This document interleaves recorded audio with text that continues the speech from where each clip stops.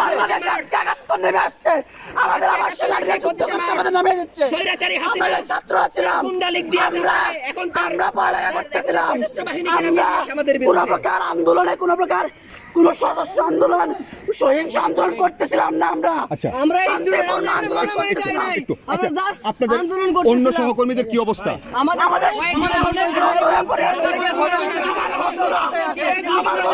আমার বন্ধুরা গেছে শাহবাগে, ছাত্রলীগ ওখানে পিটায় ওদেরকে মারাইছে, ওদের মোবাইল রেখে দিচ্ছে।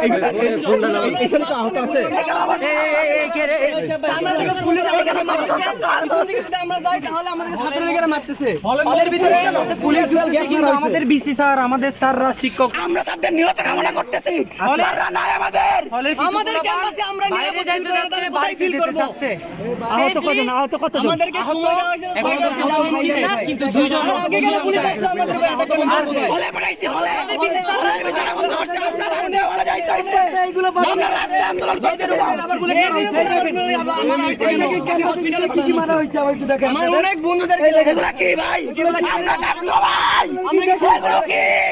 আমরা কি সন্ত্রাসী? আমরা কি দেশের নাগরিক না? আমরা কি দেশের সন্ত্রাসী? এগুলো কি জানতে চাই ভাই আপনাদের এই জবাব সরকারকে দিতে হবে, ভাই এই জবাব সরকারকে দিতে হবে। এগুলো কি? জন্য নাকি কিসের এই জবাব এই বিশ্ববিদ্যালয়ের বাসকে দিতে হবে, এই প্রশাসনকে দিতে হবে এই জবাব। বলেন এগুলো কি? আমাদের সাথে সন্ত্রাসী আচরণ করবে? আমরা কি পুলিশ ছাত্রলীগের সাথে একত্রিত হয়ে আমাদের সন্ত্রাসের বিরোধী? পুলিশ ছাত্রলীগের সাথে একত্রিত হয়ে আমাদের উপরে হামলা করেছে। কতজন আহত?